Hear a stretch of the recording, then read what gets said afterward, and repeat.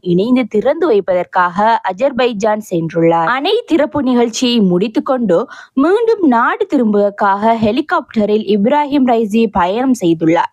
அப்போது மோசமான வானிலை நிலவியதாகவும் அதன் காரணமாக ரைசி பயணம் செய்த ஹெலிகாப்டர் ஈரான் தலைநகரான தெஹ்ரானில் இருந்து 600 கிலோமீட்டர் தொலைவில் உள்ள ஜோல்ஃபா பகுதியில் மலையின் மீது மோதி விபத்து ஏற்பட்டதாகவும் கூறப்படுகிறது.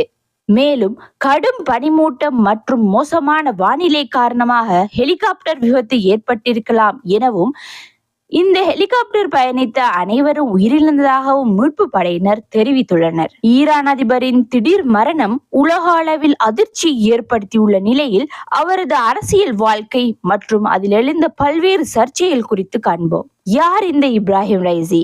இந்த காணொளி மூலம் விரிவாக பார்ப்போம். எங்களது சேனலை சப்ஸ்கிரைப் செய்யாதவர்கள் சப்ஸ்கிரைப் செய்து கொள்ளுங்கள். அப்போதுதான் நாங்கள்